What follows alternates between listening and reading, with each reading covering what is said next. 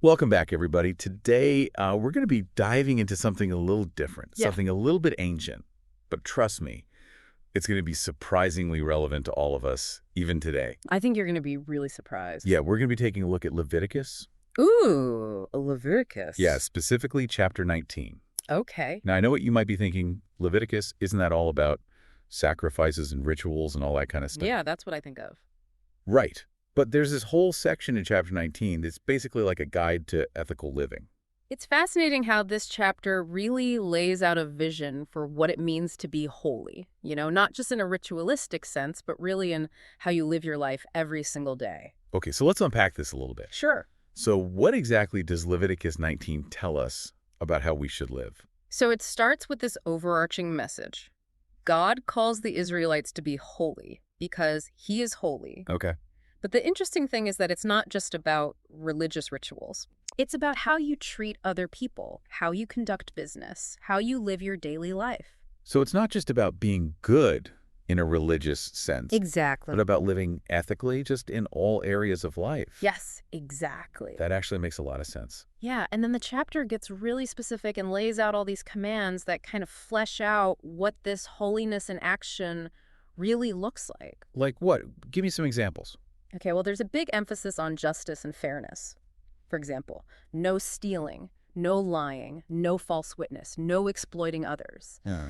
These are all things that would just completely destroy the fabric of a community. It sounds like a pretty solid foundation for any society, really. I think so. Honesty, integrity, treating people fairly. I mean, those are principles we still value today. Absolutely. And then it goes even further. There are also all these instructions about caring for the most vulnerable people in society. Hold on, let me guess. Widows and orphans. You got it. Provisions for the poor, a call to respect people with disabilities, and even commands to treat foreigners with the same respect that you would give to anyone born among you. Wow. It's pretty incredible. That's pretty forward-thinking for such an ancient text. It really is. Wow, that's a lot to take in. But I can already see how this ancient wisdom could be applied to our modern world. Absolutely. And all of this whole idea of justice, fairness, and caring for the vulnerable, it seems to stem from one central command in Leviticus 19. Okay, what's that? Love your neighbor as yourself. That's a big one. And maybe the hardest one to actually put into practice. Definitely. But it's pretty clear that that idea is at the heart of what this whole chapter is all about. Exactly. Love your neighbor as yourself. It's a simple statement, but it's so profound, and it has huge implications for how we live our lives. It challenges us to step outside of ourselves and see the world through the eyes of others, to empathize with those who are different from us, to act with compassion and kindness, even when it's difficult. So how do we take these ancient ideas and apply them to our modern lives? Because reading about it is one thing, but actually living it out is a whole other challenge. Yeah, that is the question, isn't it? Wait, The million-dollar question. And I think it starts with recognizing that living out these principles isn't about achieving some kind of moral perfection. right. It's about integrating them into our everyday decisions and actions. So like baby steps. Exactly. Yeah. Okay, so what kind of things are we talking about here? Well, think about how honesty is emphasized in Leviticus. Okay. It's easy to think of honesty in these big dramatic terms, right? Right. But what about the little things? Are we honest in our, online profiles, or do we kind of present this carefully curated version of ourselves? Mm. Do we fudge the details when it's convenient, or are we committed to truthfulness even when it's hard? Right. That's what Leviticus is challenging us to do, is to bring that same commitment to honesty into every corner of our lives. Yeah, that's a really good point. I think it's easy to overlook those little moments where we're tempted to kind of bend the truth a little bit. Absolutely. And then there's this whole idea of caring for the vulnerable. Okay. It's easy to get overwhelmed by the scale of problems like poverty and injustice. Yeah. But Leviticus reminds us that we can make a difference through these individual acts of compassion. Like what? What are some concrete examples? It could be as simple as volunteering at a local soup kitchen, or donating to a charity that supports refugees, or speaking out against injustice when you see it, Right. It's about taking action, no matter how small, to live out that call to love our neighbor. I've always struggled with that phrase, love your neighbor. Yeah, It just feels so big and so abstract. it does. How do we actually do that, especially in a world that feels so divided? Well, I think it starts with recognizing that neighbor doesn't just mean the person who lives next door. Right. It means anyone we encounter, even those we disagree with. So it's about building bridges even with people who see the world differently than we do. Exactly. It's about engaging in respectful dialogue, trying to understand different perspectives, and looking for common ground. Hmm. It's about recognizing the inherent dignity and worth of every human being, regardless of their beliefs or background.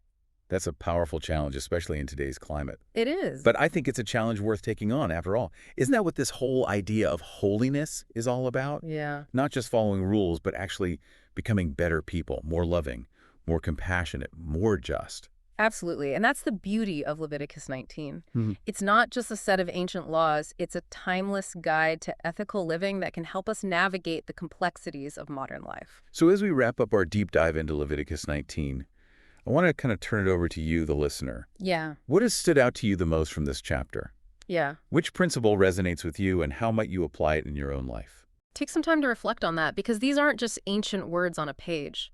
They're invitations to live a more meaningful and fulfilling life, to make the world a little brighter, just a little more compassionate. You know, it's amazing to think that a text that was written thousands of years ago can still speak to us so powerfully today. It really is. Makes you wonder, what would happen if we all really took these principles to heart? Yeah. Like really trying to live them out, not just talk about them.